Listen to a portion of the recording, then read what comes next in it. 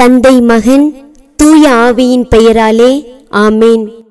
எல்லாவற்றையும் படைத்த எங்கள் பரமபிதாவே, ஆசீர்வதிக்கப்பட்ட இந்த நாளை எங்களை பார்க்க கண்விழிக்க வைத்தீரே, உமக்கு நன்றி கூறுகிறோம். ஒவ்வொரு நாளும் உம்முடைய அன்பினால் இரக்கத்தினால் எங்களை ஜீவித்துக் கொண்டிருக்கிறோம். இந்த கடைசி நாளில் உமக்கு சாட்சியாக வாழ எங்களுக்கு கிருபை தாரும். பாவத்தில் வீழாதபடி எங்களை இரட்சித்தருளும். ஒவ்வொரு நாளும் உமது வேத வாசிப்பிலும் ஜெபத்திலும் சிறந்து விளங்க, ஆவிக்குரிய வாழ்க்கையில் வளர்ச்சி அடைய எங்களுக்கு உதவி அருளும். உம்முடைய நாமத்தில் உள்ள வல்லமையை அனைவரும் அறியும்படி எங்களை வழிநடத்தும். இந்த நாளிலேயே உம்முடைய விசுவாசத்தையும் அனைவருக்கும் எடுத்துரைக்கவும் விசுவாசத்தில் வழிநடத்தவும் எங்களை உதவி அருளும். உன்னை ஒருபோதும் நான் திக்கற்றவர்களாக விடமாட்டேன் என்று சொன்ன இயேசுவே, இந்நாளில் நாங்கள் செய்யும் அனைத்து காரியங்களிலும் எங்களோடு கூட இருந்து எங்களை வழிநடத்தும்படியாக பரிசுத்த மாதாவின் வழியாக உம்மை மன்றாடுகிறோம். வார்த்தையை என்னை காண செய்யும், திருவார்த்தையை என்னில் வாழ செய்யும். வார்த்தையை என்னை காண செய்யும், திருவார்த்தையை என்னில் வாழ செய்யும். என்னில் வாரும் தூய ஆவியே. ஆண்டவர் உங்களோடு இருப்பாராக. புனித லூக்கா எழுதின செய்தி அதிகாரம் 1 இறைவார்த்தைகள் 26 38 முடிய. 6ஆம் மாதத்தில் கெப்ரியேல் என்னும் வானதூதரை கடவுள் கலீலியாவில் உள்ள நாசரேத் என்னும் ஊரில் இருந்த ஒரு கன்னியிடம் அனுப்பினார். அவர் தாவீது குடும்பத்தினராகிய யோசேப் என்னும் பெயருடைய ஒருவருக்கு மன ஒப்பந்தமானவர். அவர் பெயர் மரியா. வானதூதர் மரியாவுக்கு தோன்றி, அருள் நிறைந்தவரே வாழ்க, ஆண்டவர் உம்மோடு இருக்கிறார் என்றார். இவ்வார்த்தைகளை கேட்டு மரியா கலங்கி, இந்த வாழ்த்து எத்தகையோ என்று எண்ணிக்கொண்டிருந்தார். வானதூதர் அவரை பார்த்து, மரியா, அஞ்ச வேண்டாம், கடவுளின் அருளை கண்டடைந்துள்ளீர். இதோ கருவுற்று ஒரு மகனை பெறுவீர். அவருக்கு இயேசும் என்னும் பெயரிடுவீர். அவர் பெரியவராயிருப்பார், உன்னத கடவுளின் மகன் எனப்படுவார். அவருடைய தந்தை தாவீதின் அரியணையை ஆண்டவராகிய கடவுள் அவருக்கு அளிப்பார். அவர் யாக்கோபின் குடும்பத்தின் மீது என்றென்றும் ஆட்சி செலுத்துவார். அவருடைய ஆட்சிக்கு முடிவே இராது என்றார். அதற்கு மரியா வானதூதரிடம், இது எப்படி நிகழும்? நான் கன்னி ஆயிற்றே என்றார். வானதூதர் அவரிடம், தூய ஆவி உன்மீது வரும், உன்னத கடவுளின் வல்லமை உன்மேல் நிழலிடும். ஆதலால் உம்மிடம் பிறக்கப் போகும் குழந்தை தூயது. அக்குழந்தை இறைமகன் எனப்படும். உறவினராகிய எலிசபெத்தும் தம் முதிர்ந்த வயதில் ஒரு மகனை கருத்தெடுத்திருக்கிறாள். கருவுற இயலாதவர் என்று சொல்லப்பட்ட அவருக்கு இது 6ஆம் மாதம். ஏனெனில் கடவுளால் இயலாதது ஒன்றுமில்லை என்றார். பின்னர் மரியா, நான் ஆண்டவரின் அடிமை, சொற்படியே எனக்கு நிகழட்டும் என்றார்.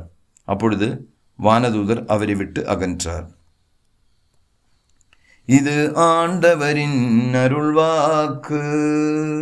இயேசுவில் மிகவும் பிரியமானவர்களே, நான் ஆண்டவரின் அடிமை என்று விண்ணகத்திலிருந்து வழங்கப்பட்ட இறை வார்த்தைக்கு செவிமடுத்து பரிசுத்த மாதா தன்னையே அர்ப்பணம் செய்தார். ஆதலால் அம்மா வழியாக ஆண்டவருடைய அன்பு மண்ணகத்திற்கு புழியப்பட்டது. இறைமகன் இயேசு கிறிஸ்துவே அவர் கருத்தாங்கினார், உலகத்திற்கு பரிசாக வழங்கினார். ஆதலால் மாதாவின் இந்த செயலிலிருந்து நாம் உணர வேண்டிய ஒரு மறையுண்மை உண்டு. கடவுள் நம்மை படைத்தவர், பராமரித்து அன்போடு வழிநடத்தி வருகிறவர்.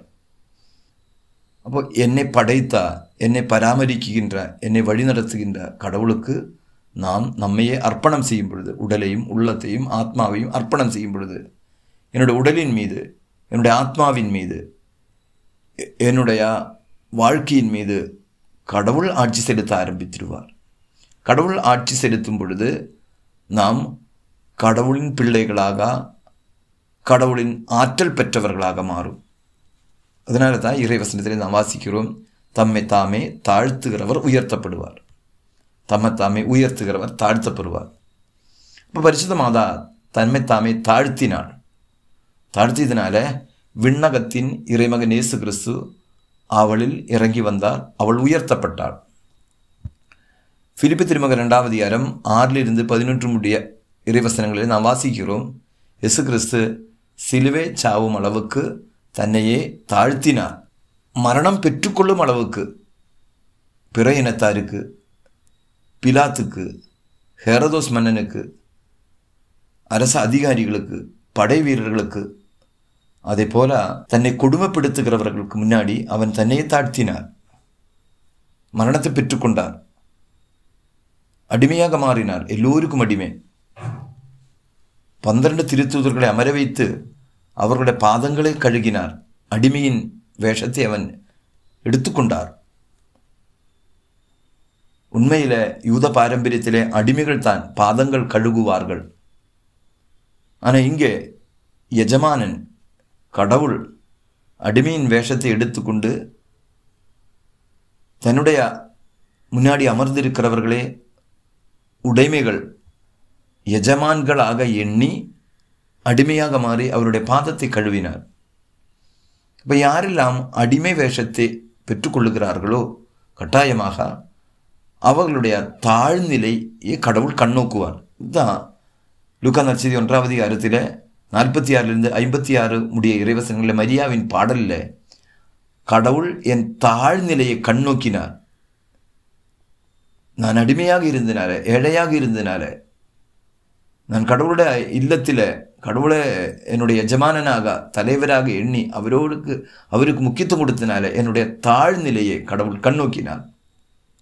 இப்போ யாரெல்லாம் தங்களை தாழ்த்துகிறார்களோ, எளிய சின்ன சின்ன ஊழியங்கள் செய்கிறார்களோ அவர்கள் இந்த மண்ணகத்தை தாங்குகிறவர்களாக, உயர்த்துகிறவர்களாக மாறும் என்ற கருத்து தான் இன்று இறைவசனம் வழியாக கடவுள் நமக்கு சொல்லித் தருகின்ற மறையுண்மை.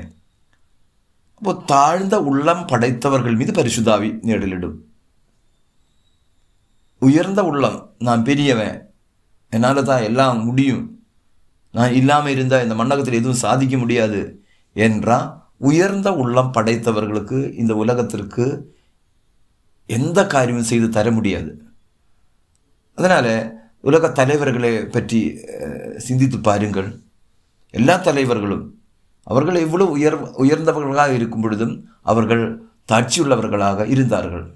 அப்ரஹாம் லிங்கன், காந்தியடிகளார், நெஹ்ரு, இப்படிப்பட்ட பல்வேறு தேசத்தின் தலைவர்கள் அவர்கள் எவ்வளவு பெரிய தலைவர்களாக இருந்தும் அவர்கள் தாட்சியுள்ளவர்களாக செயல்பட்டதுனால அவர்களுக்கு ஒரு தேசத்தை பாதுகாப்பதற்கு வழிநடத்துவதற்கான ஆற்றலையும் வல்லமையும் அவர்கள் பெற்றுக்கொண்டார். ஆதலால் தாட்சியுள்ளவர்களாக ஆண்டவரின் அடிமைகளாக மாறுவோம். ஆண்டவரின் அடிமைகளாக மாறும் பொழுது ஆண்டவர் நம்முடைய உடல்ல உள்ளத்திலே பிறப்பார்.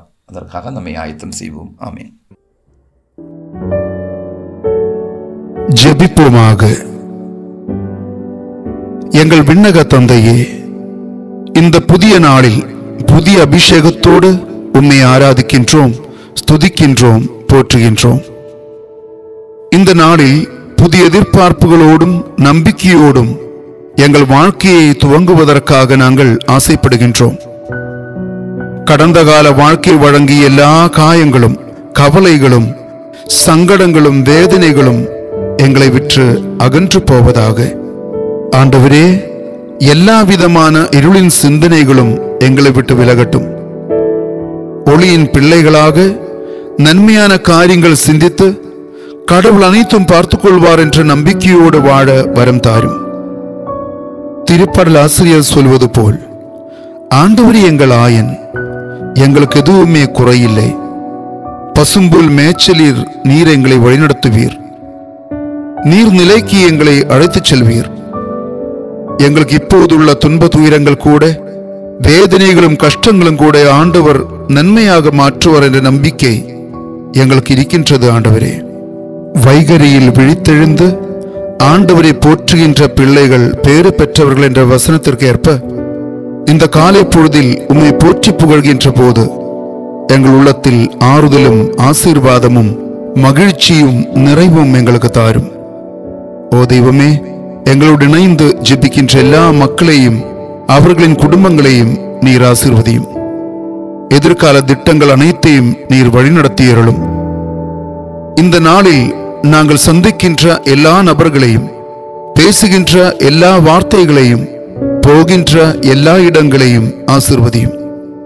எல்லா ஆபத்துக்கள், விபத்துக்கள், எதிர்பாராத நிகழ்வுகள், பிரச்சனைகள், போராட்டங்கள் அனைத்திலும் எங்களை பாதுகாத்திருளும்.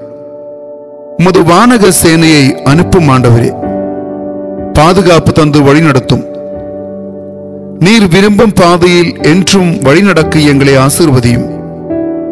ஆண்டவரின் இரக்கத்தின் பெருமழையால் எங்களை ஆசீர்வதியும். ஆண்டவரே, இன்றைய நாள் காலை முதல் மாலை வரையிலும் உம்முடைய பிரசன்னம் எங்களோடு இருப்பதாக. நாங்கள் எடுக்கின்ற எல்லா முயற்சிகளும் வெற்றியாக மாறுவதாக. எங்கள் வார்த்தைகள் பிறருக்கு ஆறுதலும் ஆற்றலுமாய் அமைவதாக. நீர் எங்களை அற்புதகரமாக வழிநடத்துகின்றீர் என்ற நம்பிக்கையோடு இந்த ஜெபத்தை ஒப்புக் கொடுக்கின்றோம். எங்கள் ஜெபம் கேளும் நல்ல பிதாவே, ஆமேன். ஆண்டவர் உங்களோடு இருப்பாராக. எல்லாம் வல்ல இறைவன் தந்தை, மகன், தூய ஆவியார் உங்கள் ஒவ்வொருவரையும் நிறைவாக ஆசீர்வதிப்பாராக. ஆமேன்.